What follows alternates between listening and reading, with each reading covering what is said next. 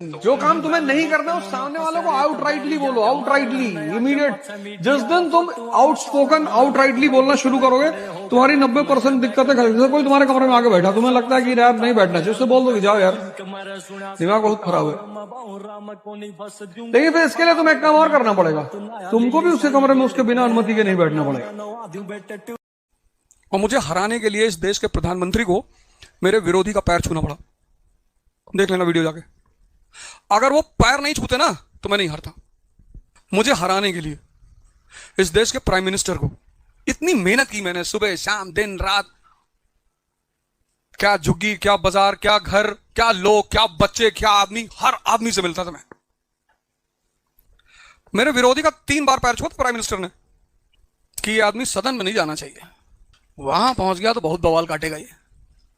फिर उसके बाद मैं दूसरे दिन जब लोगों से मिला तो मुझे एहसास हो गया कि लोग जो हार्डकोर मतलब अपोजिशन के लोग थे, वो बेचारे, उनका मन बदल गया कि अरे बताओ यार, प्रधानमंत्री की इज्जत का सवाल है यार। उस पार्टी के लोग जाके घर घर में कहने लगे ना, उन्होंने इज्जत दांव पे लगा दी। अब मैं एक ही शर्त पे जीतता कि अमेरिका का प्रेसिडेंट मेरा पैर आके छू लेता 3 बार। हिंदू बिना मुसलमान का रह ही नहीं सकता। ये सब आए मुसलमान सेंट्रल एशिया से, एक ऐसी चीज लिया है कि हिंदू बेचारा खिचड़ी उबाल के खाने वाला कौम, ये लिया है बिरयानी। अब जब जाफरान की खुशबू उठी सलीम के घर से, तो पंडित जी तो हिल गए। अरे बाप, गए खटखटाए गए, मौलाना कहां बना रहे हो? अरे बोला ऐसे बिरयानी बना रहे हैं। बिरयानी तो खिलाओ यार। बोले मटन बड़ा है। हाँ बोले हमारे धर्म में खोज दो, कोई किताब उताब निकाल देगा, उसमें कहा लिखा है? किताब उताब निकाला गया तो बदल आर्यन, बोले आर्यंस खाते थे भैया। उसमें 2-4 बड़े कट्टरपंथी हुए कि हम तो नहीं खाएंगे, तो फिर वो वेज बिरयानी बनाए।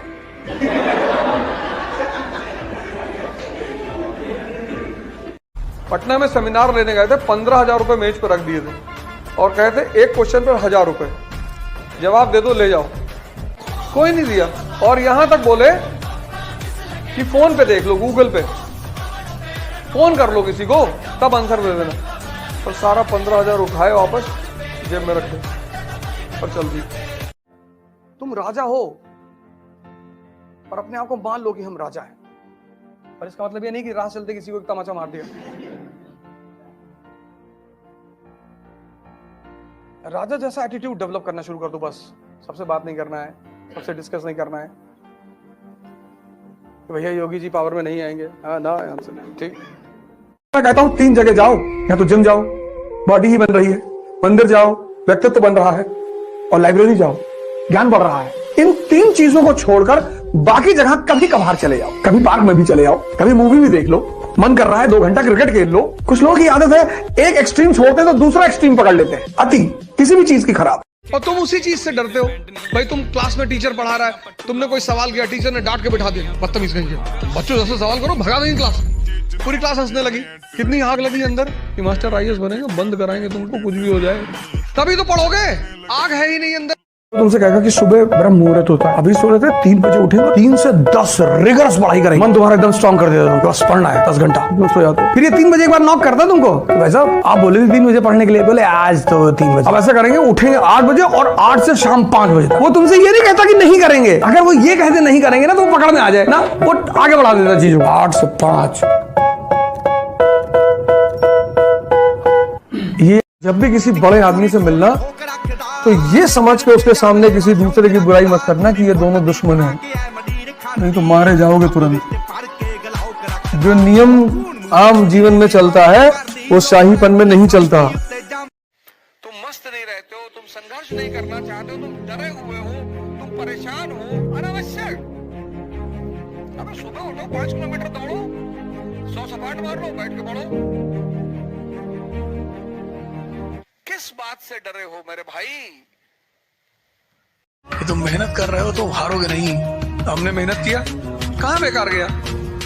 लोग कहते हैं यार तैयारी करेंगे सिलेक्शन नहीं होगा, तो तुम्हारी विद्या थोड़ी तुमसे छिन जाएगी। ये जितने लोग डर रहे हैं ये वो लोग हैं जिनकी तैयारी ठीक से है ही नहीं। वरना एजुकेशन कभी बेकार जाएगी। 3 बजे उठोगे सुबह, बहुत दुख होगा, बहुत कष्ट होगा। वही धातु को जलाने वाली बात है, लोहे को जलाने वाली बात है, बहुत कष्ट होगा।